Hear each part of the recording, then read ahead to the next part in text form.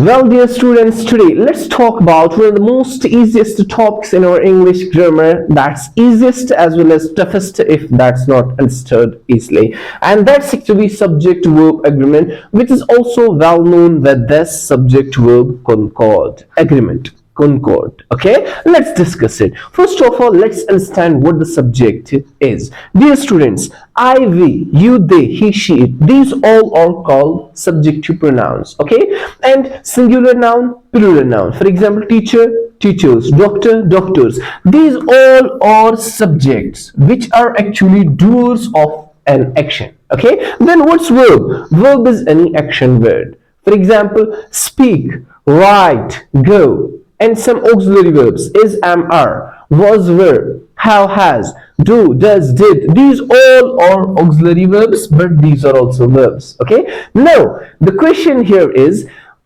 subject verb agreement. Okay. So it says us here that when the subject is in this form, verb should be in this form. That means it's a kind of bond, it's a kind of concord, it's a kind of agreement. Got it? So now let's understand ahead that what does then subject say and what does the verb say with the agreement. Okay, dear students, you have to also remember this, that these verbs in subjects, here we have to also understand singular verbs, singular subjects, plural verbs, plural subjects, as it's a bond, it's an agreement. Okay, as for example, we, you, they, are these singular subjects or plural subjects? Yes, plural subjects. So for example, speak, go, are, were, how. These are plural verbs. Plural subjects, plural verbs. Plural subjects, plural verbs. Singular subjects, singular verbs. Singular verbs. He. Singular subjects. He, she, it. Singular noun. Teacher. These all are singular subjects and singular verbs. Same. Speak, speaks. Okay. Go, goes. Okay, are, were, how, are, is, were, was, how, has.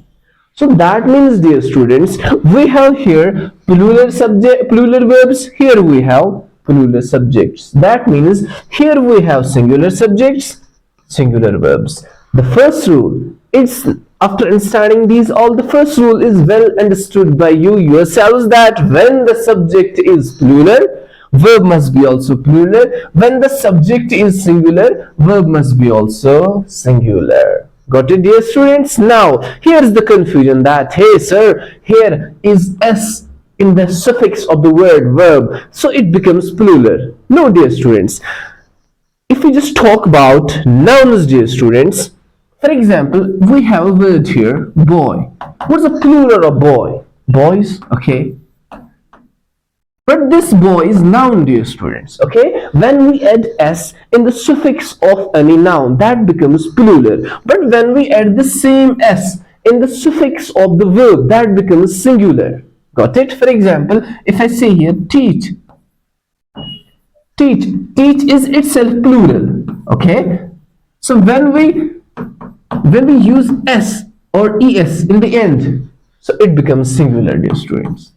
So in short, you have to remember the opposite of nouns, that when we add s in the suffix of the nouns, that becomes plural, but when we add the same s in the suffix of verbs, that becomes singular. So then speak itself is plural, speaks is singular. Go, singular, sorry, plural, go is singular.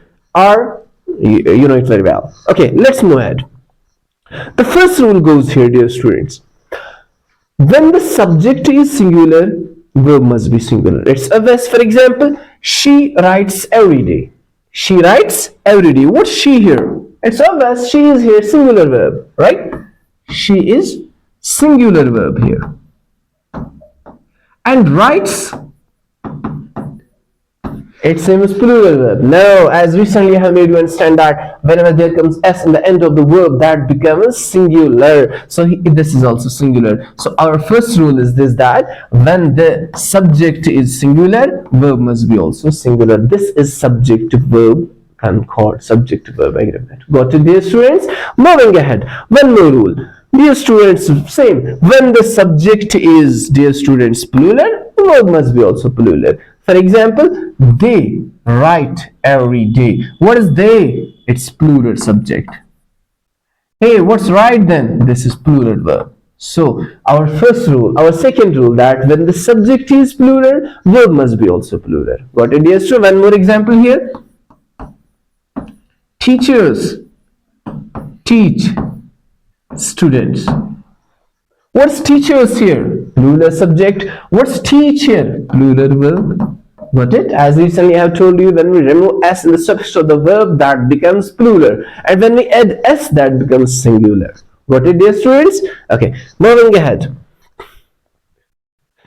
Yes, this is now important rule of the subject to verb concord. That's this, that when the two subjects are connected by the conjunction and. Two subjects are connected by the conjunction and. There it's obvious we have to use their plural verb because subjects are two. This is well known to you. But actually the main rule is this, that when the two subjects are connected by the conjunction and. By the conjunction and, there it's obvious we use plural verb because these are two verbs. But thing is this, that dear students, when the two subjects are connected by the same conjunction and, but they have a singular idea, they have a single idea there. Got it, dear students? Let's make some examples here. This one is already well known to you. First of all, let's understand this one more time. The doctoral students and the committee members, right? Doctoral student, committee members, these are two subjects. Okay, when these are two subjects, that means subjects became plural. So what should be the verb here? Plural. Verb is also plural. One more example. Teacher and doctor. Teacher and doctor dash lecture. Has delivered or have delivered. Have delivered or has delivered. Doctor, teacher, these are two subjects. It's obvious have delivered. But recently I was sharing with you that when these same two subjects come, but they have single idea. They have single idea. So when the idea is single, dear students, that means verb should be also singular, because there we have to think about singular idea, not subject. Okay, example. If I say here, for example, if I say here, dear students, the power and position, the power and position of your teacher dash high. In the bracket there is are. Which verb would you use here, dear students? Here, dear student, the power and the position. The power you are talking about, that's also the same position. So here the idea is, dear student, singular. So when the idea is, dear student, singular, we have to also use here singular verb. Got it, dear students? So the power you are talking about is the same position. It's actually to make the sentence very empathetical, to make the sentence very composite. So I have used here two words. Got it, dear students? So which verb will come here then? Is high. Because here are two subjects, but the area is single. Got it, dear students? Here, the question raised from your side, sir, when can we understand that these two subjects don't have singular idea? These two subjects don't possess single idea. Dear students, as you might have gone through articles, there is one of the articles that's definite article. One of the rules of the definite article there is this, that they is used to particularize things, to particularize nouns. So that means when this they article is used with the first subject, that means this is particular noun, particular subject here. When again with the second subject used with the that means this one is also particular. When these both subjects are particular, that means actually this one is this, the power is something else, the position is something else. If these both are separated, that means these are two subjects. When these are two subjects, that means then the verb which is going to be put here, that should be also plural, because these two subjects are then plural subjects. Verb should be also here plural. But when can we understand that these are separate subjects? When the article the is used with the both subjects which are connected by the conjunction and. Got it, dear students? One more example.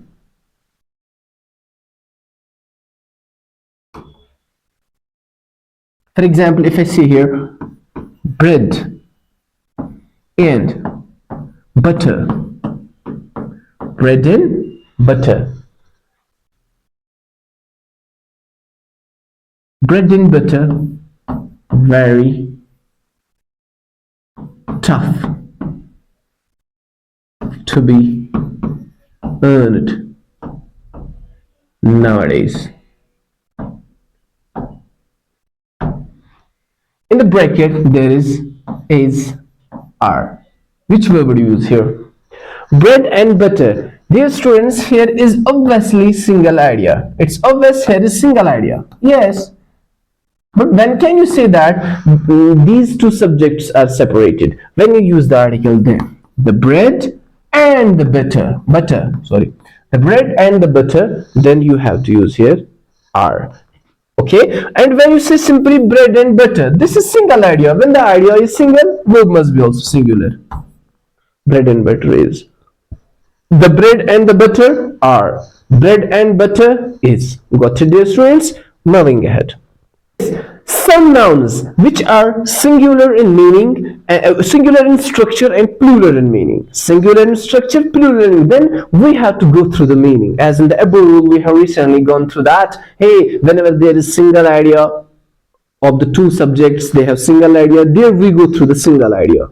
Single idea. So here the same. If the meaning is singular, accordingly we have to put the verb there. So if the meaning is singular, the verb must be singular. If the meaning is plural, verb must be plural there. Okay? For example, dear students, for example, if I make some examples here,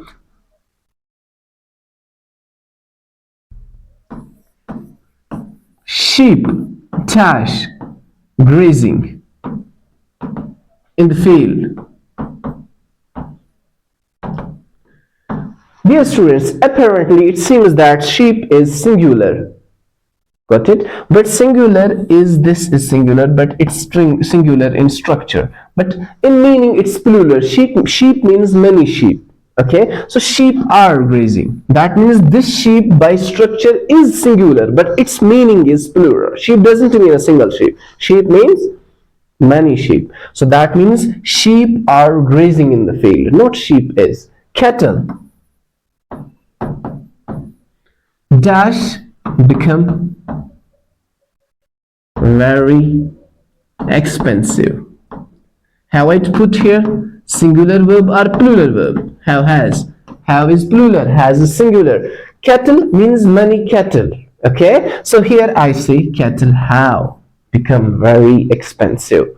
Got it, dear students?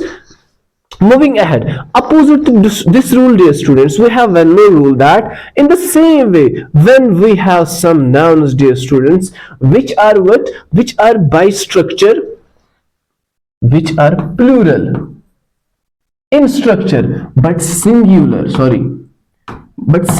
in meaning. So there we have to also go through the meaning. Okay, if the meaning is singular, singular verb. If the meaning is plural, plural verb. So we have some nouns which are plural in structure, but in meaning they are singular. For example, physics. Okay, physics is a good subject. Right? Is physics a good? Physics is a good subject. Physics by structure it seems plural, but its meaning is a single subject. Okay, so physics is a good subject. Singular meaning, singular verb. Got it, dear students? One more example. Mathematics. Mathematics is an interesting subject. Mathematics Same as plural, but it is plural by subject, by structure, but its meaning is singular, a single math subject. Got it, dear students? One more rule, dear student, of the subject-verb agreement. That's when a phrase comes between the subject. When a phrase comes between the subject and the verb, remember that the verb still agrees with the initial subject. Whenever you come across these phrases, there you have to also put the verb as per the initial subject, as per the first subject you have used it. Okay, for example, we have here as well as, with, in addition to, besides, along with. Example is here that the student, what is the first subject? Student. The student as well as the committee members. Committee members is plural subject, right? But our rule is this, that whenever the phrases come as well as, in addition to, there we have to put verb as per the first subject. The student, is student singular subject? No. Yes, it's singular subject. When the subject is singular here, verb must be also singular. Okay? One more example. The student with all, this is phrase. The student with all the master's degrees is, sorry, with all the masters, the student is the first subject, initial subject. Accordingly, we have to put here verb. We have not to see this master's degrees. We have not to see this. Okay? Okay, dear students, got it? Now, when two or more singular nouns or pronouns are connected by are or not, dear students, they are connected